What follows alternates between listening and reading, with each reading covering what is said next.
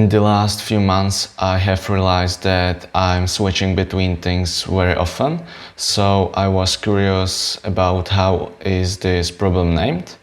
So I asked ChatGPT, and the first thing that it said was that it is novelty seeking.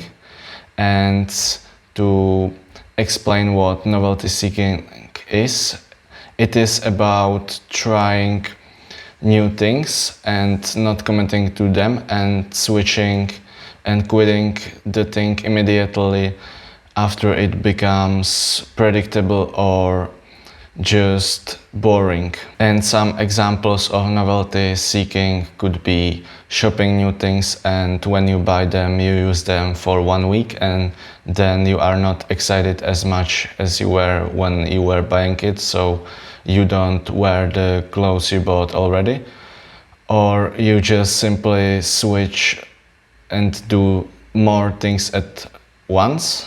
That's called multitasking, when you are learning more things at once instead of just focusing on the one. And novelty seeking is chased by dopamine, because when we see something new to us, we get a high motivation, we want to have it, we want to do it, but once we have it or once we do it often, it becomes, how I already mentioned, boring.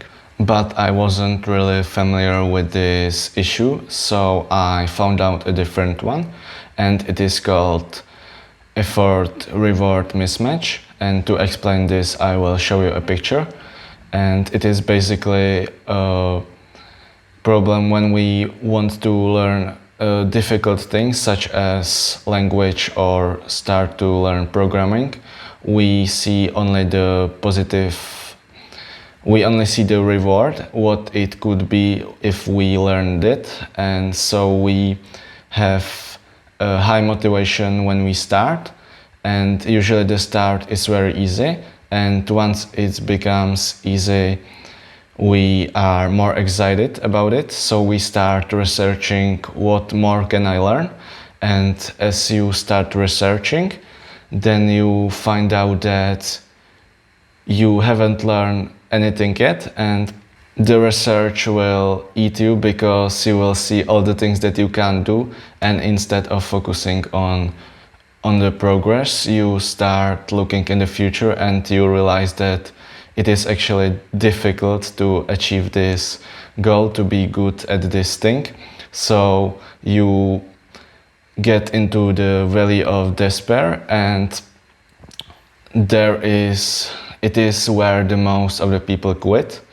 But if you stay focused and if you prepare that there will be a difficult part, you can get through it, and it's gonna get just easier and easier if you focus on the process instead of the reward or the result. I went back to ChatGPT and asked, what if I'm still young, and isn't it just a part of discovering when I quit between things often because I want to discover who I want to be?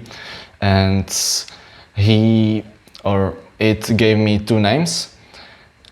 The first one was Erik Erikson, who was a German psychologist, and he developed the 8 phases of the human life.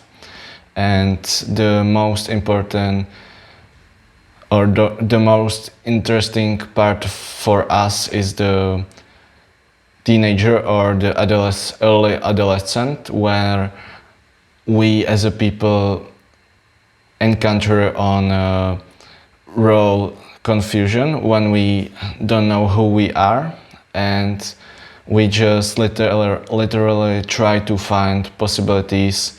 What can we do in our life? And this looking for who we are can last even up to our 30s. And the second name was James Mercia, who was a psychologist from USA, and he divided the identity exploration into 2 parts. one was exploration and one was commitment. And he made a circle, and there are 4 identities that are aligned with the exploration and commitment. You can see that there is not explored and explored on each side, and not committed and committed on the different side. And the most important for us will be moratorium, so I will talk about this now and then I will come back to the other 3. So the key characteristics of moratorium are high exploration. The individual actively questions their future values, religion or political beliefs, and the person hasn't made any decisions yet, and they are still trying to find who they are. And it is often accompanied by anxiety, doubt and tension.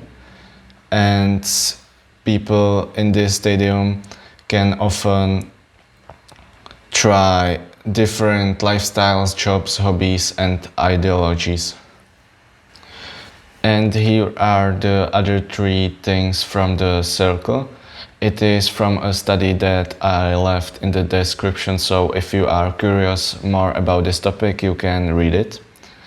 So I will start with diffusion. It is people who still haven't discovered what they want to do in their lives, and they are not actively trying.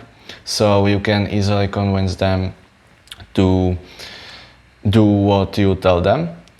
The moratorium I already mentioned. Then there is the foreclosure, where people are committed to do a certain thing, but it is not because they have tried different things before, but it is often caused by the pressure of parents.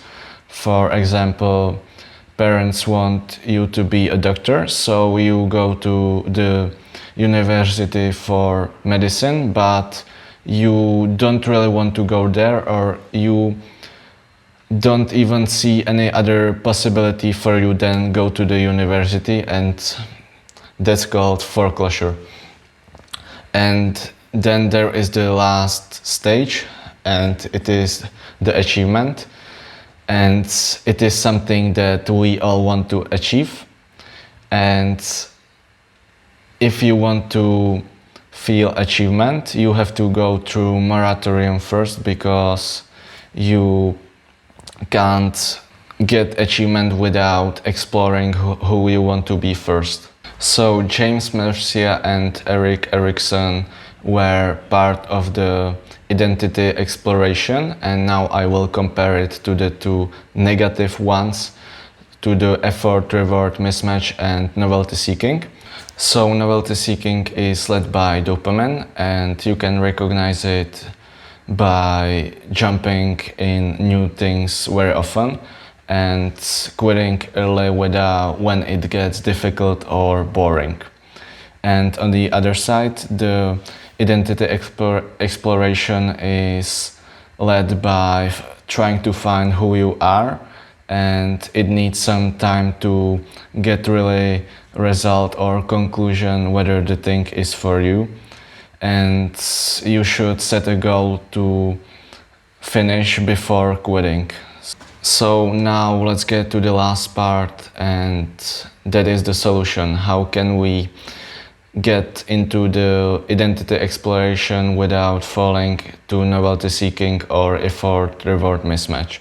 So the first thing should be setting a time that, for example, 4 to 8 weeks. That's the best time to discover whether the thing is for you or it isn't.